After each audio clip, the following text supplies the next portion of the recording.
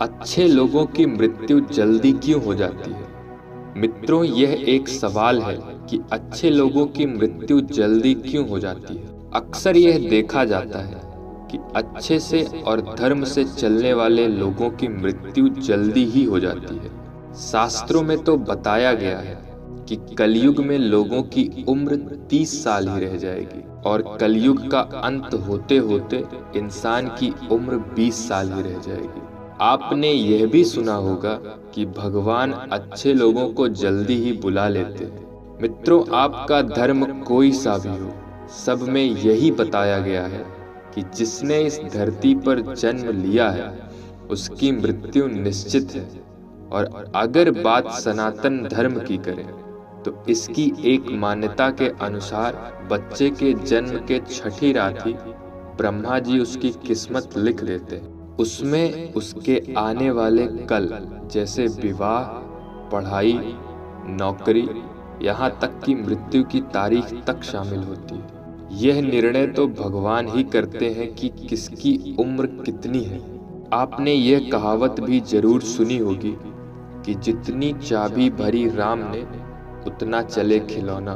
दोस्तों, इस कहावत में साफ है कि किसकी मृत्यु कब होनी है यह तो भगवान ही तय करते हैं। वैसे तो अच्छे लोगों की मृत्यु जल्दी हो जाने के पीछे कई कारण हैं, लेकिन पहला कारण समझने के लिए आपको यह जानना होगा कि हम जो कुछ भी इस जन्म में करते हैं उसका जवाब हमें ऊपर यमराज को देना पड़ता है। अगर उसके पाप का पल्ला भारी होता है तो उसे नरक में यातनाएं काटनी पड़ती है, और अगर पुण्य का पल्ला भारी होता है तो उसे स्वर्ग का सुख मिलता है।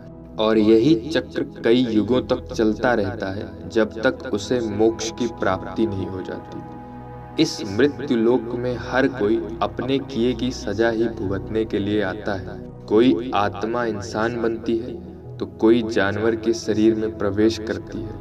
ये उसके संचित कर्मों के आधार पर ही तय होता है। इसके अलावा उसे जन्म देने वाले माता पिता के संस्कार भी उसके अंदर आते हैं। इसके बाद वो जो कर्म करेगा उसके हिसाब से उसे पुण्यात्मा या फिर पुरातम कहा जाता है। यही पुण्य आपकी मृत्यु की तारीख को भी बदल देता है। जिस तरह से एक जज जेल में रहने वाले कैदी के व्यवहार को देख उसकी सजा कम कर देता है, ठीक उसी तरह भगवान भी देखते हैं कि इंसान मृत्यु लोक में जाने के बाद अच्छे कर्म कर रहा है और उसे अपने किए की सजा मिल चुकी है। और जब उन्हें लगता है कि अब उसे मृत्यु लोक में नहीं रहना चाहिए, तब वो उसे बुला लेते हैं। अच्छे लोग अपने पाप का कल जल्दी ही काट लेते हैं। भगवान के दंड विधान के अनुसार हर व्यक्ति को केवल उतना ही दंडित किया जाना चाहिए जितना उसने पाप किया है, क्योंकि अच्छे लोगों के पाप के कर्म बुरे लोगों के पाप के कर्मों की तुलना में अधिक होते। इसीलिए अच्छे लोग अपने पापों का फल जल्दी ही भुगत लेते हैं। हिंदू धर्म में मान्यता है कि भगवान हर अच्छे आदमी को किसी न किसी उद्देश्य के साथ ही उसे मृत्युलोक में भेजते हैं, और भगवान का अपना अवतार उन्हीं उद्देश्यों में शामिल है। इसीलिए जब भी उद्देश्य जल्दी पूरे हो जाते हैं तब भगवान उन्हें वापस बुला लेते हैं। अर्थात अच्छे लोगों की मृत्यु उनके अच्छे कर्मों पर ही निर्भर करती है। इसके अलावा आपको यह भी बता दूं कि जो लोग ये कहते हैं कि मरने के बाद इंसान खाली हाथ जाता है, उन्हें यह जान लेना चाहिए कि 3 चीजें ऐसी हैं जो मरने के बाद भी उसके साथ जाती हैं। एक है संचित कर्म, दूसरा है स्मृति और तीसरी है जागृति। इसीलिए आप अब किसी से न कहिए कि आप खाली हाथ आए हैं और खाली हाथ जाएंगे। क्या आपने कभी एकांत में यह सोचा है कि आपको यह मानव जीवन क्यों मिला है?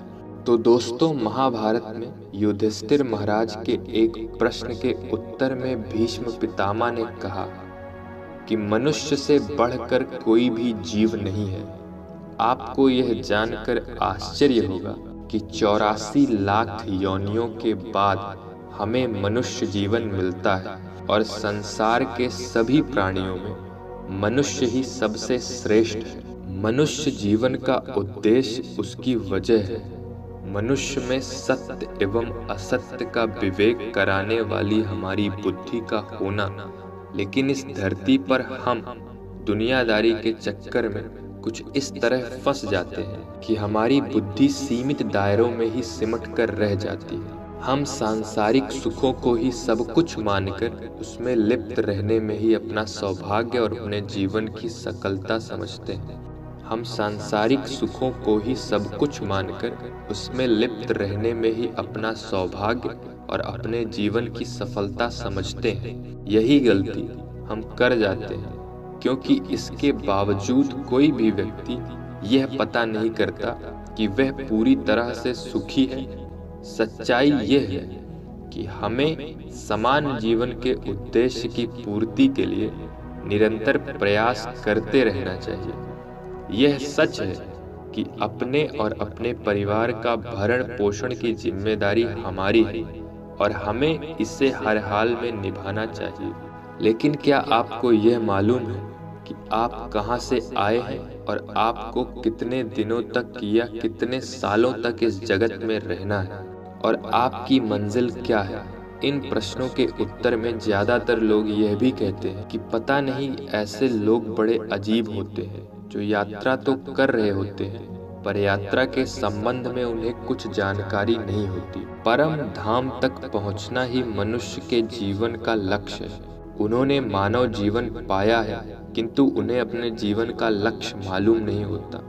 हमारे आपके जीवन का मतलब है एक उद्देश्य खोज लेना और अपने भीतर शांत रहना। कहा गया है कि मनुष्य आनंद लोक का वासी है और आनंद लोक के परम धाम तक पहुंचना ही उसके जीवन का एकमात्र लक्ष्य है। इसीलिए मनुष्य को इस संसार की मगम रुचिका से निकलकर भव्य जीवन की प्राप्ति के लिए ये साधना के मार्ग को अपनाकर अपने कर्तव्य को पहचानना चाहिए। अच्छे लोगों की मृत्यु जल्दी इसीलिए हो जाती। इसी तरह दोस्तों, श्रीमद् भगवद गीता में भी भगवान श्री कृष्ण कहते हैं कि यह एक आध्यात्मिक और ईश्वरीय जीवन का पद है जिसे प्राप्त करके मनुष्य मोहित नहीं होता।